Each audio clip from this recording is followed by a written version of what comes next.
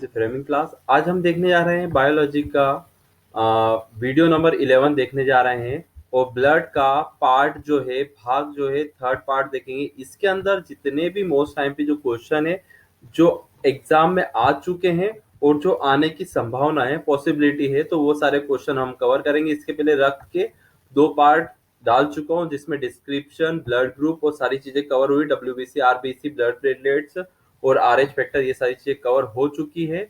और ये जीव विज्ञान की पूरी सीरीज का 11वां वीडियो है। इसके पहले 10 वीडियो में डाल चुका हूँ। जिन्होंने 10 वीडियो नहीं देखे हैं वो शुरू से स्टार्टिंग से देखिए, क्योंकि उसमें हमने पूरा कोर्स प्लस जितने भी क्वेश्चन आए हुए हैं वो जो आने की संभावना है वो सारी चीजें हमने उसके अंदर डाली है। तो आइए हम स्टार्ट करते हैं आज हमारा ब्लड का पार्ट थर्ड, जिसमें बहुत सारे मोस्ट एमपी क्वेश्चन कवर हम करेंगे। और जिन लोगों ने चैनल सब्सक्राइब नहीं करा वो चैनल सब्सक्राइब जरूर कर लीजिए। आइए हम बढ़ते हैं।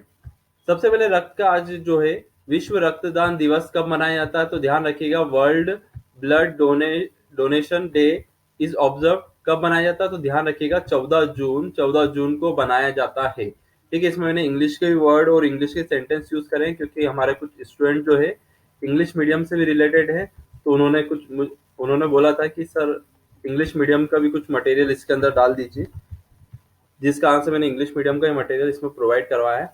देन अगला पॉइंट देखता हूं मैं। हेपरिन नामक प्रोटीन जो है शरीर के अंदर रक्त को जमने नहीं देता। ध्यान रखिएगा, दैट मीन्स क्या हो रहा है, blood to settle inside the body is does not allow. ठीक है, ब्लड को शरीर के अंदर कौन सा प्रोटीन जो है जमने नहीं देता है, तो ध्यान रखना है हिपेरिन जो है प्रोटीन वो शरीर के अंदर ब्लड को जमने नहीं देता है। ठीक है, ध्यान रखिएगा, मोस्ट एमपी क्वेश्चन अक्सर हम इसमें मिस्टेक कर देते हैं, शरीर के अंदर ब्लड को कौन जमने नहीं देता, तो हिपेरिन ध्यान रखिएगा फ्रेंड्स। उसके अगला पॉइंट देखते हैं। हीमोपोइसिस जो है वो क्या है, तो ये चीज ध्यान रखना, यह रक्त निर्माण की प्रक्रिया कहलाती है। This process is called blood formation. Blood formation की जो प्रोसेस है वो क्या कहलाती है, हीमोपोइसिस कहलाती है। ध्यान रखिएगा। और इसके अंदर दो चीज रहती है, एक आरबीसी रहती है और एक डब्ल्यूबीसी। आरबीसी और डब्ल्यूबीसी बोन मेरो। ठीक है, आरबीसी बोन मेरो में क्या होता है, आरबीसी का जन्म और ब्लड प्लेटलेट्स का, और डब्ल्यूबीसी बोन मेरो के अंदर डब्ल्यूबीसी का जन्म होता है। ठीक है, और process is also known as hemopoiesis. अगला पॉइंट देखते हैं। उसका अगला पॉइंट है, रुधिर के प्लाज्मा में निम्नलिखित में से किसके द्वारा एंटीबॉडी का निर्माण होता है। ठीक है, by which of the following antibodies are produced in a blood plasma. ठीक है, हमने देखा था ब्लड के दो भाग देखे थे, एक प्लाज्मा देखा था और ब्लड पार्टिकल्स देखे थे, उसके अंदर आरबीसी, डब्ल्यूबीसी ये सब थे। अब एंटीबॉडी जो है वो कौन निर्माण करता है, कौन फॉर्मेशन करता है, प्रोड्यूस करता है, तो ध्यान रखिएगा डब्ल्यूबीसी के अंदर लिम्फोसाइड हमने देखा था, एल से लिटिल। ठीक है, लिम्फोसाइड जो है वो क्या बनाता है, एंटीबॉडी बनाता है। और फ्रेंड्स एंटीजन कौन बनाता है, एंटीजन बनाता है आरबीसी, रेड ब्लड सेल। ठीक है, ध्यान रखिएगा, एंटीजन आरबीसी बनाएगा और एंटीबॉडीज बनाएगा डब्ल्यूबीसी के अंदर लिम्फोसाइट। देन अगला पॉइंट देखते हैं, रुधिर स्कंदन, रक्त का जमाव। ध्यान रखिएगा, क्लॉटिंग ऑफ ब्लड कह सकते हैं, निम्नलिखित में किस प्रोटीन के द्वारा होता है। Blood coagulation is caused by which of the following the protein. ठीक है, इसमें ध्यान रखना, उसके ऊपर जो हमने क्वेश्चन देखा था कि शरीर के अंदर रक्त को नहीं जमने देता है हिपेरिन नाम का प्रोटीन, और अगर किसी हमारे शरीर के कहीं पे भी कोई से भाग पर अगर चोट लग जाती है और ब्लड सेक्रेशन जो रहता है वो बाहर निकलना स्टार्ट हो जाता है, तो कौन सा प्रोटीन जो है, ठीक है ध्यान रखिए, प्रोटीन, विटामिन की बात नहीं कर रहा हूं, प्रोटीन जो है क्लॉटिंग ऑफ ब्लड, ठीक है, ब्लड कोगुलेशन या फिर रक्त का थक्का या फिर रक्त का जमाव करने में मदद करता है, तो ध्यान रखना फ्रेंड्स फिब्रोनोजेन प्रोटीन जो है वो क्या करेगा, क्लॉटिंग ऑफ ब्लड करेगा। अगला पॉइंट देखते हैं। अगला पॉइंट है, रक्त के स्कंदन, रक्त का थक्का में मदद करने वाला विटामिन।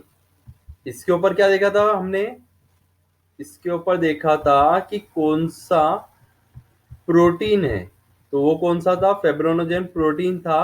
और इसके नीचे क्या पूछा गया है, तो कॉमन मिस्टेक मत करिएगा, यहाँ पर पूछा गया विटामिन की बात करेंगे तो विटामिन अगर आ रहा है क्लॉटिंग ऑफ ब्लड या कोगुलेशन ऑफ ब्लड या फिर रक्त का थक्का जमने में विटामिन की अगर हम बात करते हैं तो ध्यान रखिएगा विटामिन के है। और अगर प्रोटीन की बात करें तो फिब्रोनोजेन प्रोटीन दोनों इसमें मदद करता है। तो पॉइंट क्वेश्चन में आप जरूर देख लीजिएगा, प्रोटीन पूछ रहा है या फिर वो विटामिन पूछ रहा है। देन थर्ड वन इज इसकी मौजूदगी के कारण शरीर के भीतर रक्त का जमाव नहीं होता है, ठीक है, due to whose presence blood does not accumulated with the body. ठीक है, तो बॉडी के अंदर रक्त तो जमने नहीं देता है, तो ध्यान रखना हिपेरिन जो है नामक जो प्रोटीन है वो बॉडी के अंदर रक्त को जमने नहीं देता है। बाहर कौन सा प्रोटीन, फेब्रोनोजेन और विटामिन विटामिन के। ठीक है, तो ध्यान रखिएगा तीनों में अक्सर हम नॉर्मल मिस्टेक कर देते हैं जल्दबाजी में, बट ये मिस्टेक आप मत करिएगा। देन अगला क्वेश्चन है रक्त स्रावण को रोकने के लिए आमतौर पर किस एल्यूमिनियम लवण का प्रयोग किया जाता है। Which aluminium salt is commonly used to stop the bleeding. ठीक है, ध्यान रखिएगा ब्लीडिंग को रोकने के लिए अगर कहीं पे लग गई है तो रोकने के लिए हम किसका यूज करते हैं, तो ध्यान रखना पोटास एलम जो है फिटकरी जिसको हम बोलते हैं उसका प्रयोग करते हैं। उसके कारण क्या हो जाता है, एक थक्का टाइप में जम जाता है और रक्त सेक्रेशन जो है बाहर निकलता नहीं है। ठीक है, अगर मटेरियल कोई से एल्यूमिनियम सॉल्ट की अगर बात करें तो पोटास एलम लगा के आना आपको। फिर देन उसके बाद देखते हैं रक्त जमने में किस तत्व, अब यहाँ पर क्या पूछा गया, तत्व की बात करी गई है और यहाँ पर एलिमेंट की बात करी है। रक्त जमाव में किस तत्व की मुख्य भूमिका होती है, which element has a major role in a blood coagulation. तो ध्यान रखिए यहाँ एलिमेंट की अगर बात करी गई है तो ध्यान रखिएगा कैल्शियम।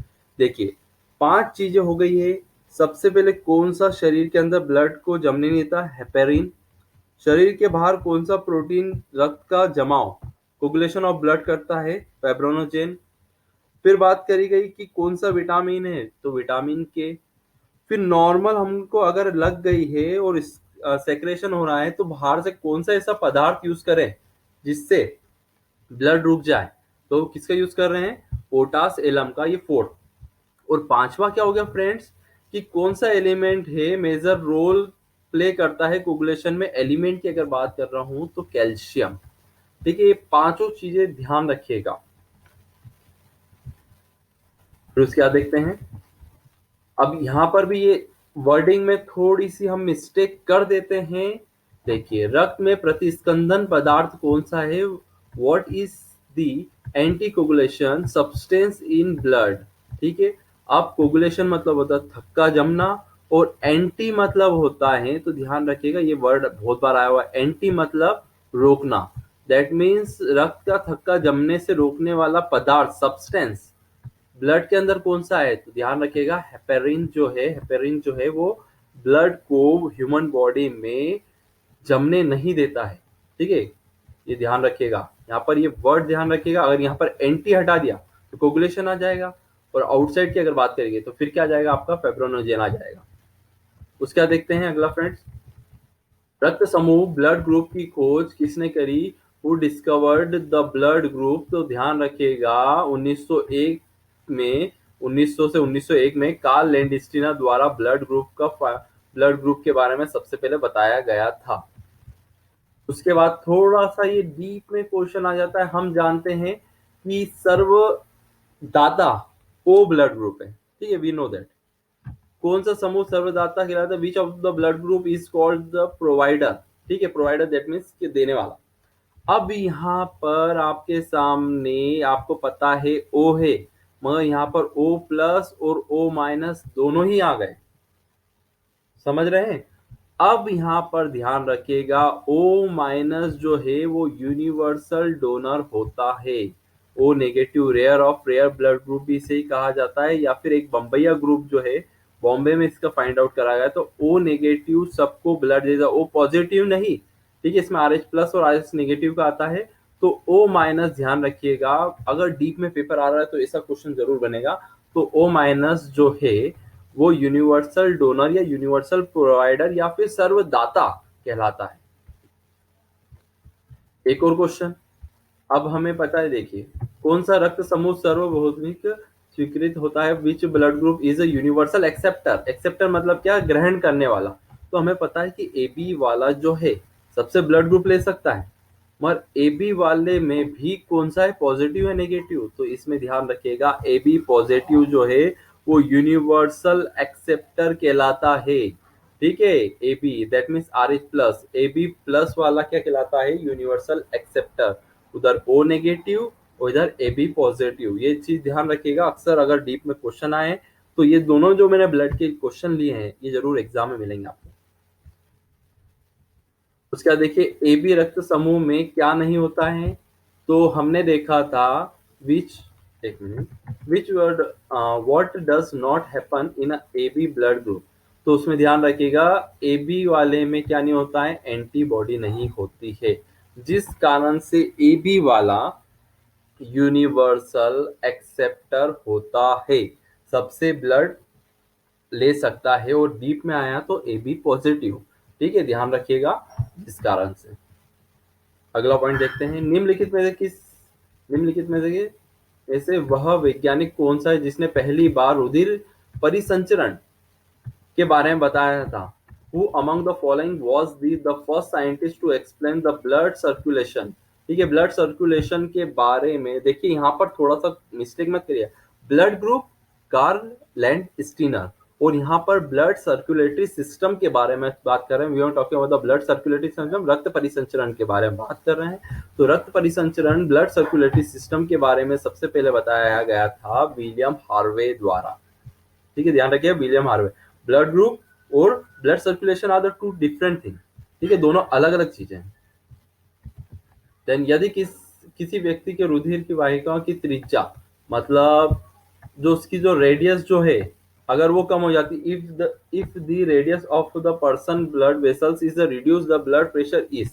अगर ब्लड वेसल्स में ये त्रिज्या जो है और कम हो जाएगी तो उसका ब्लड प्रेशर क्या हो जाता है, तो ध्यान रखिएगा, उसका ब्लड प्रेशर क्या हो जाता है, बढ़ जाता है। ब्लड वेसल्स की त्रिज्या अगर रेडियस अगर कम हो जाए तो इंक्रीज हो जाता है।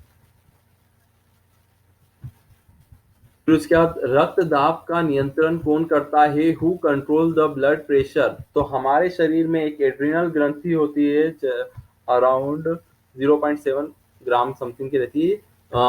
तो एड्रिनल ग्लैंड जो रहती है वो ब्लड प्रेशर को कंट्रोल करती है। रक्त दाब को नियंत्रित करने का काम किसका रहता है, एड्रिनल ग्लैंड जो है, एड्रिनल ग्रंथि, जिसको आपातकालीन ग्रंथि भी कहा जाता है, इमरजेंसी ग्लैंड भी कहा जाता है, किसे, एड्रिनल ग्लैंड्स को।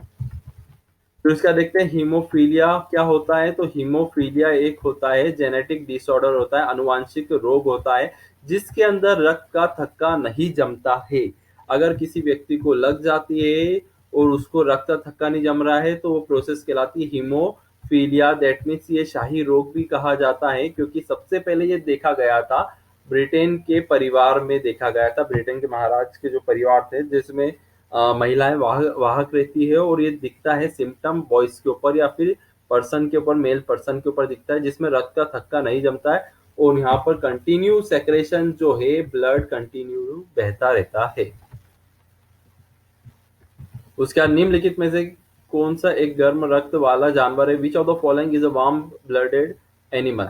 मतलब जिसका ब्लड क्या होता है, हॉटेड होता है। तो ध्यान रखिएगा, मंकी का जो ब्लड रहता है वो क्या रहता है, वो हॉटेस्ट ब्लड में आता है। बाकी टर्टल्स और स्नेक और लिजार्ड, ये ध्यान रखिएगा, इससे क्वेश्चन भी पूछ सकते हैं, कोल्डेस्ट ब्लड वाले कौन कौन से जानवर है। तो ये तीनों को जरूर नोट डाउन करिएगा। तो ये था ब्लड का मोस्ट टाइम पे, तीनों पार्ट कंप्लीट हो चुके हैं। इसके बाद हम रक्त परिसंचरण तंत्र, blood circulatory system, that means heart के वीडियो लाऊंगा मैं। और जिन लोगों ने सब्सक्राइब नहीं करा वो सब्सक्राइब करके प्लीज शेयर जरूर करिएगा। Thank you so much.